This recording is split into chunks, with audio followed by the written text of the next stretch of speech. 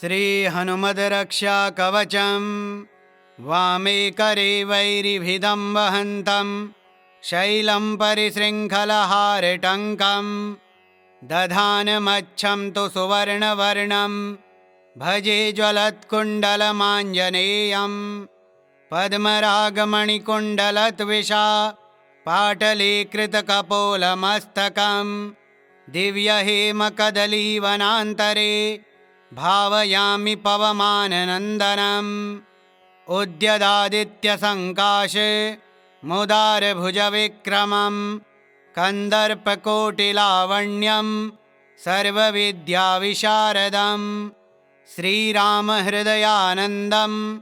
भक्तकल्पमहीरुहम् अभयं वरदं दोर्भ्यां कलये मारुतात्मजं वामहस्तमहाकृच्छ्र दशास्य करमर्दनम् उद्यद्वीक्षणकोदण्डं हनुमन्तं विचिन्तयेत् हनुमानञ्जनीसूनुर्वायुपुत्रो महाबला रामेष्टः फाल्गुनसखा पिङ्गाक्षो मितविक्रमा उदधिक्रमणश्चैव सीताशोकविनाशना लक्ष्मणप्राणदाता च दशग्रीवस्य दर्पः एवं 12 नामानि कपीन्द्रस्य महात्मना स्वापकाले प्रबोधे च यात्राकाले च यः पठेत्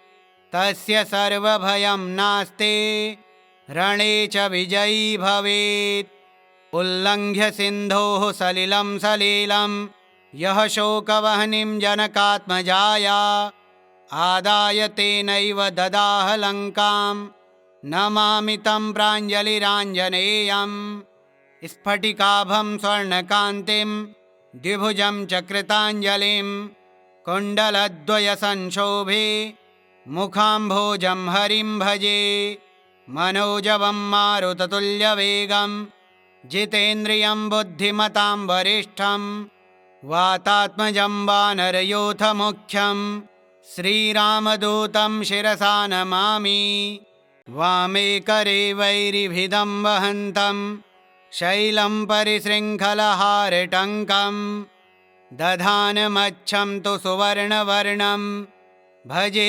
ज्वलत्कुण्डलमाञ्जनेयं पद्मरागमणिकुण्डलद्विषा पाटलीकृतकपोलमस्तकं दिव्यहेमकदलीवनान्तरे भावयामि पवमाननन्दनम् उद्यदादित्यसङ्काशे मुदारभुजविक्रमं कन्दर्पकोटिलावण्यं सर्वविद्याविशारदं श्रीरामहृदयानन्दं भक्तकल्पमहीरुहम् अभयं वरदं दोर्भ्यां कलये मारुतात्मजं वामहस्तमहाकृच्छ्र दशास्य करमर्दनम् उद्यद्वीक्षणकोदण्डं हनुमन्तं विचिन्तयेत् हनुमानञ्जनीसूनुर्वायुपुत्रो महाबला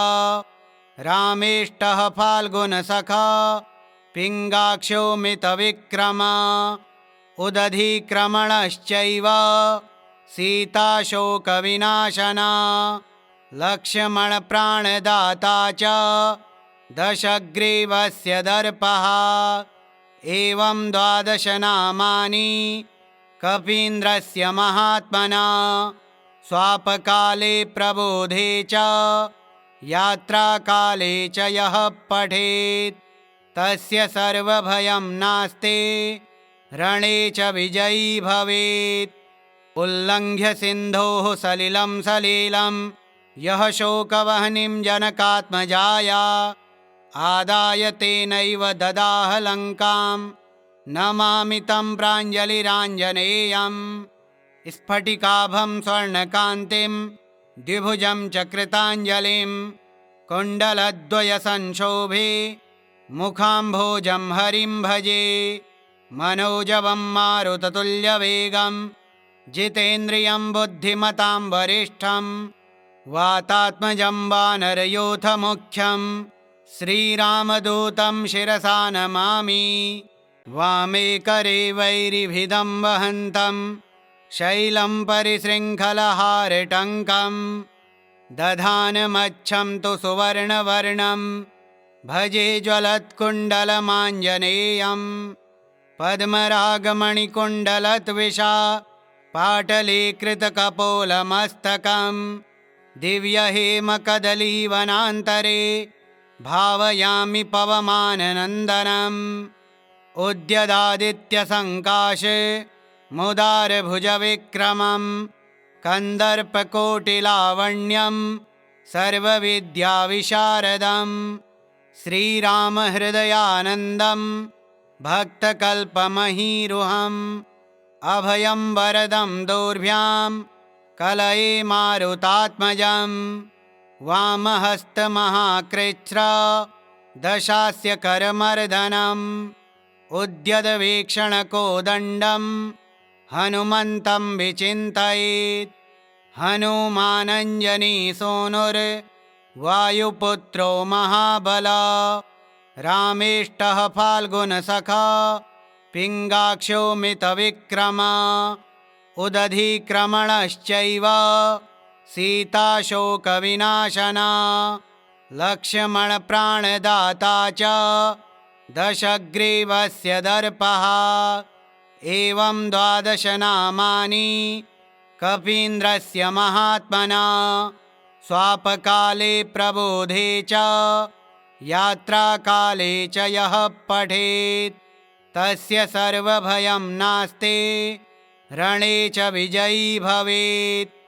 उल्लङ्घ्य सिन्धोः सलिलं सलीलं यः शोकवह्निं जनकात्मजाया आदाय तेनैव ददाह लङ्कां नमामि तं प्राञ्जलिराञ्जनेयम्। स्फटिकाभं स्वर्णकान्तिं द्विभुजं च कृताञ्जलिं कुण्डलद्वयसंशोभे मुखाम्भोजं हरिं भजे। मनोजवं मारुततुल्यवेगं जितेन्द्रियं बुद्धिमतां वरिष्ठं वातात्मजं वानरयूथमुख्यं श्रीरामदूतं शिरसा नमामि। वामे करे वैरिभिदं वहन्तं शैलं परिशृङ्खलहारटङ्कं दधानमच्छं तु सुवर्णवर्णं भजे ज्वलत्कुण्डलमाञ्जनेयं। पद्मरागमणिकुण्डलद्विषा पाटलीकृतकपोलमस्तकं दिव्यहेमकदलीवनान्तरे भावयामि पवमाननन्दनम्। उद्यदादित्यसङ्काशे मुदारभुजविक्रमं कन्दर्पकोटिलावण्यं सर्वविद्याविशारदं श्रीरामहृदयानन्दं भक्तकल्पमहीरुहम्। अभयं वरदं दोर्भ्यां कलये मारुतात्मजं वामहस्तमहाकृच्छ्र दशास्य करमर्दनम्। उद्यद्वीक्षणकोदण्डं हनुमन्तं विचिन्तयेत्।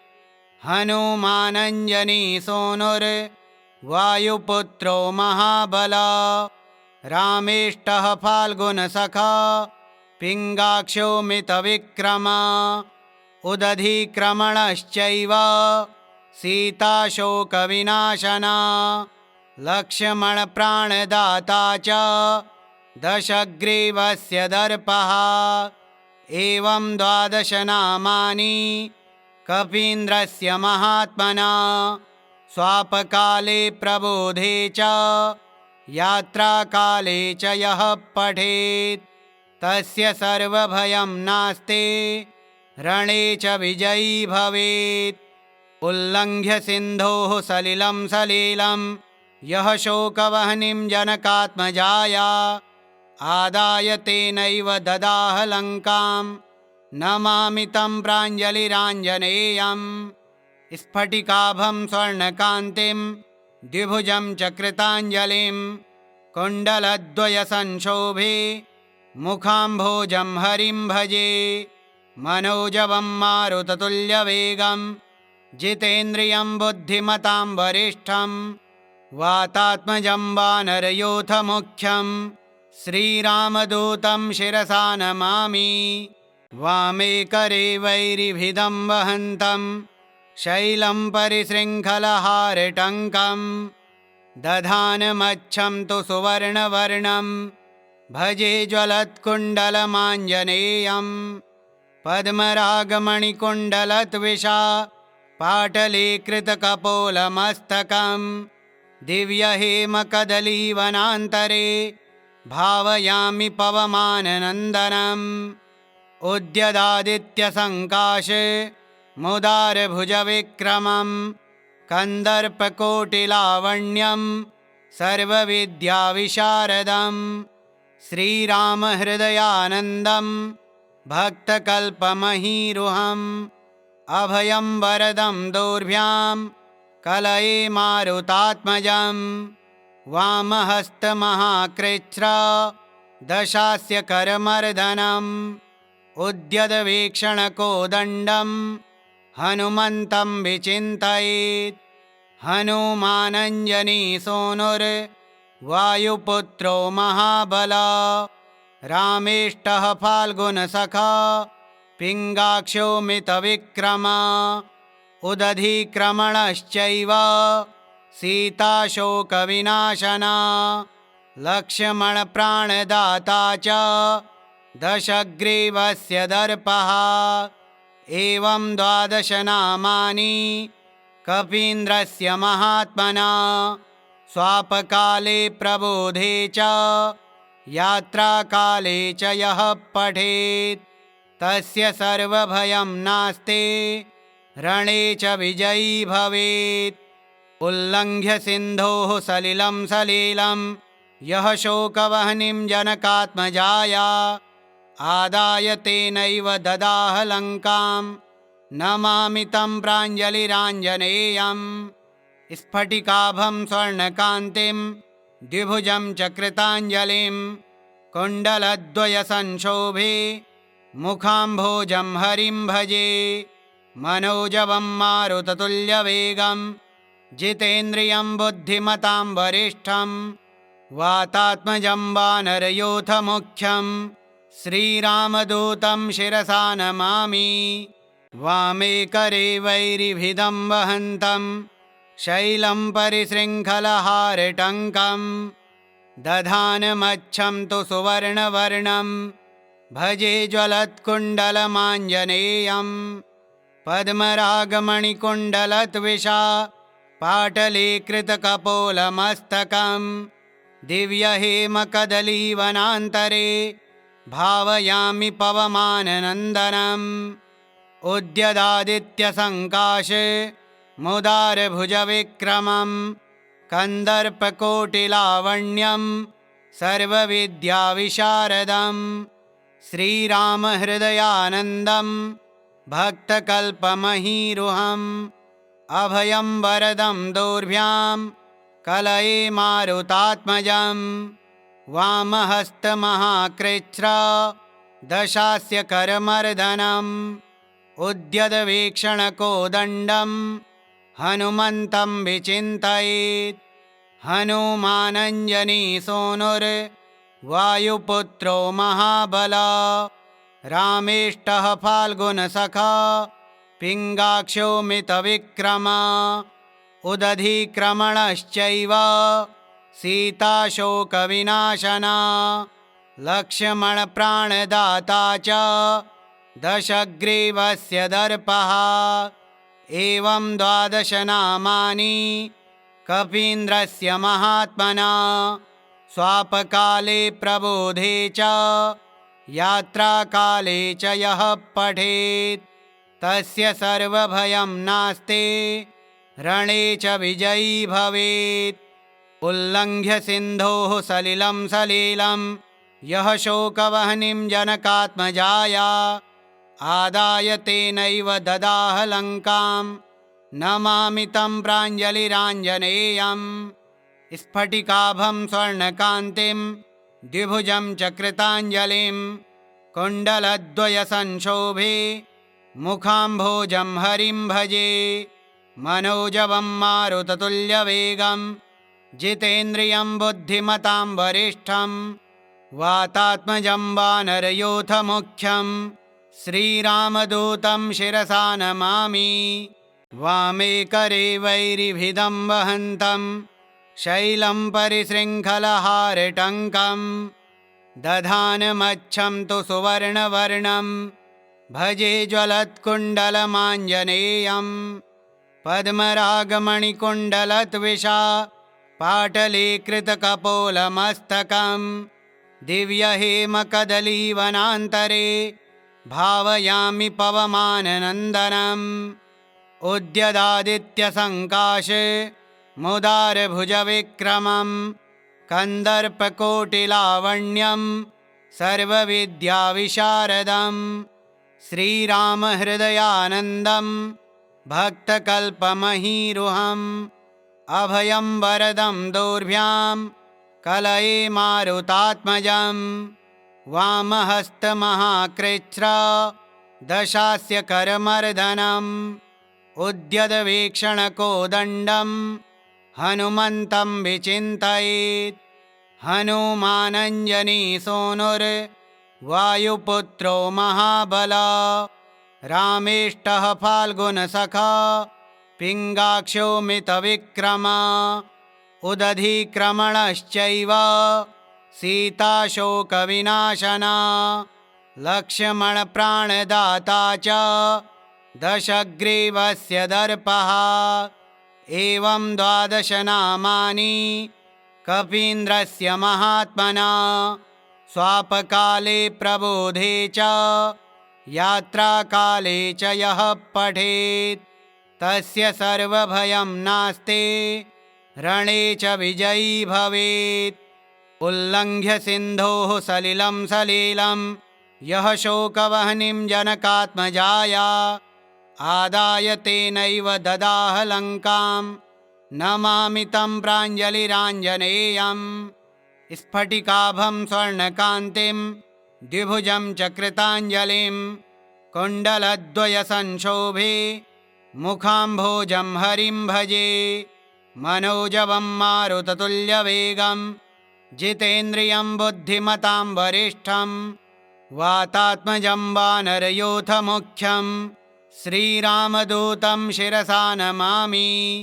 वामे करे वैरिभिदं वहन्तं शैलं परिशृङ्खलहारटङ्कं दधानमच्छं तु सुवर्णवर्णं भजे ज्वलत्कुण्डलमाञ्जनेयं पद्मरागमणिकुण्डलद्विषा पाटलीकृतकपोलमस्तकं दिव्यहेमकदलीवनान्तरे भावयामि पवमाननन्दनम् उद्यदादित्यसङ्काशे मुदारभुजविक्रमं कन्दर्पकोटिलावण्यं सर्वविद्याविशारदं श्रीरामहृदयानन्दं भक्तकल्पमहीरुहम् अभयं वरदं दोर्भ्यां कलये मारुतात्मजं वामहस्तमहाकृच्छ्र दशास्य करमर्दनम् उद्यदवीक्षणकोदण्डं हनुमन्तं विचिन्तयेत् हनुमानञ्जनीसूनुर्वायुपुत्रो महाबला रामेष्टः फाल्गुनसखा पिङ्गाक्षो मितविक्रमा उदधिक्रमणश्चैव सीताशोकविनाशना लक्ष्मणप्राणदाता च दशग्रीवस्य दर्पः एवं 12 नामानि कपीन्द्रस्य महात्मना स्वापकाले प्रबोधे च यात्राकाले च यः पठेत् तस्य सर्वभयं नास्ति रणे च विजयी भवेत्। उल्लङ्घ्य सिन्धोः सलिलं सलीलं यः शोकवह्निं जनकात्मजाया आदाय तेनैव ददाह लङ्कां नमामि तं प्राञ्जलिराञ्जनेयं स्फटिकाभं स्वर्णकान्तिं द्विभुजं च कृताञ्जलिं कुण्डलद्वयसंशोभे मुखाम्भोजं हरिं भजे मनोजवं मारुततुल्यवेगं जितेन्द्रियं बुद्धिमतां वरिष्ठं वातात्मजं वानरयूथमुख्यं श्रीरामदूतं शिरसा नमामि वामे करे वैरिभिदं वहन्तं शैलं परिशृङ्खलहारटङ्कं दधानमच्छं तु सुवर्णवर्णं भजे ज्वलत्कुण्डलमाञ्जनेयं पद्मरागमणिकुण्डलत्विषा पाटलीकृतकपोलमस्तकं दिव्यहेमकदलीवनान्तरे भावयामि पवमाननन्दनम् उद्यदादित्यसङ्काश मुदारभुजविक्रमं कन्दर्पकोटिलावण्यं सर्वविद्याविशारदं श्रीरामहृदयानन्दं भक्तकल्पमहीरुहम् अभयं वरदं दोर्भ्यां कलये मारुतात्मजं वामहस्तमहाकृच्छ्र दशास्य करमर्दनम् उद्यद्वीक्षणकोदण्डं हनुमन्तं विचिन्तयेत् हनुमानञ्जनीसूनुर्वायुपुत्रो महाबला रामेष्टः फाल्गुनसखा पिङ्गाक्षो मितविक्रमा उदधिक्रमणश्चैव सीताशोकविनाशना लक्ष्मणप्राणदाता च दशग्रीवस्य दर्पः एवं 12 नामानि कपीन्द्रस्य महात्मना स्वापकाले प्रबोधे च यात्राकाले च यः पठेत् तस्य सर्वभयं नास्ति रणे च विजयी भवेत् उल्लङ्घ्य सिन्धोः सलिलं सलीलं यः शोकवह्निं जनकात्मजाया आदाय तेनैव ददाह लङ्कां नमामि तं प्राञ्जलिराञ्जनेयं स्फटिकाभं स्वर्णकान्तिं द्विभुजं च कृताञ्जलिं कुण्डलद्वयसंशोभे मुखाम्भोजं हरिं भजे मनोजवं मारुततुल्यवेगं जितेन्द्रियं बुद्धिमतां वरिष्ठं वातात्मजं वानरयूथमुख्यं श्रीरामदूतं शिरसा नमामि वामे करे वैरिभिदं वहन्तं शैलं परिशृङ्खलहारटङ्कं दधानमच्छं तु सुवर्णवर्णं भजे ज्वलत्कुण्डलमाञ्जनेयं पद्मरागमणिकुण्डलत्विषा पाटलीकृतकपोलमस्तकं दिव्यहेमकदलीवनान्तरे भावयामि पवमाननन्दनम् उद्यदादित्यसङ्काश मुदारभुजविक्रमं कन्दर्पकोटिलावण्यं सर्वविद्याविशारदं श्रीरामहृदयानन्दं भक्तकल्पमहीरुहम् अभयं वरदं दोर्भ्यां कलये मारुतात्मजं वामहस्तमहाकृच्छ्र दशास्य करमर्दनम् उद्यद्वीक्षणकोदण्डं हनुमन्तं विचिन्तयेत् हनुमानञ्जनीसूनुर्वायुपुत्रो महाबला रामेष्टः फाल्गुनसखा पिङ्गाक्षो मितविक्रमा उदधिक्रमणश्चैव सीताशोकविनाशना लक्ष्मणप्राणदाता च दशग्रीवस्य दर्पः एवं 12 नामानि कपीन्द्रस्य महात्मना स्वापकाले प्रबोधे च यात्राकाले च यः पठेत् तस्य सर्वभयं नास्ति रणे च विजयी भवेत् उल्लङ्घ्य सिन्धोः सलिलं सलीलं यः शोकवह्निं जनकात्मजाया आदाय तेनैव ददाह लङ्कां नमामि तं प्राञ्जलिराञ्जनेयं स्फटिकाभं स्वर्णकान्तिं द्विभुजं च कृताञ्जलिं कुण्डलद्वयसंशोभे मुखाम्भोजं हरिं भजे। मनोजवं मारुततुल्यवेगं जितेन्द्रियं बुद्धिमतां वरिष्ठं वातात्मजं वानरयूथमुख्यं श्रीरामदूतं शिरसा नमामि। वामे करे वैरिभिदं वहन्तं शैलं परिशृङ्खलहारटङ्कं दधानमच्छं तु सुवर्णवर्णं भजे ज्वलत्कुण्डलमाञ्जनेयं। पद्मरागमणिकुण्डलत्विषा पाटलीकृतकपोलमस्तकं दिव्यहेमकदलीवनान्तरे भावयामि पवमाननन्दनम्। उद्यदादित्यसङ्काश मुदारभुजविक्रमं कन्दर्पकोटिलावण्यं सर्वविद्याविशारदं श्रीरामहृदयानन्दं भक्तकल्पमहीरुहम्। अभयं वरदं दोर्भ्यां कलये मारुतात्मजं वामहस्तमहाकृच्छ्र दशास्य करमर्दनम्। उद्यद्वीक्षणकोदण्डं हनुमन्तं विचिन्तयेत्। हनुमानञ्जनीसूनुर्वायुपुत्रो महाबला रामेष्टः फाल्गुनसखा पिङ्गाक्षो मितविक्रमा।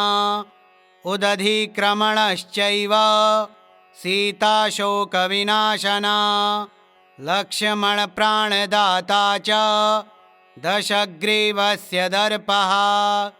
एवं 12 नामानि कपीन्द्रस्य महात्मना स्वापकाले प्रबोधे च यात्राकाले च यः पठेत् तस्य सर्वभयं नास्ति रणे च विजयी भवेत्। उल्लङ्घ्य सिन्धोः सलिलं सलीलं यः शोकवह्निं जनकात्मजाया आदाय तेनैव ददाह लङ्कां नमामि तं प्राञ्जलिराञ्जनेयं। स्फटिकाभं स्वर्णकान्तिं द्विभुजं च कृताञ्जलिं कुण्डलद्वयसंशोभे मुखाम्भोजं हरिं भजे। मनोजवं मारुततुल्यवेगं जितेन्द्रियं बुद्धिमतां वरिष्ठं वातात्मजं वानरयूथमुख्यं श्रीरामदूतं शिरसा नमामि। श्रीहनुमतार्पणमस्तु। ॐ श्रीहनुमते नमः।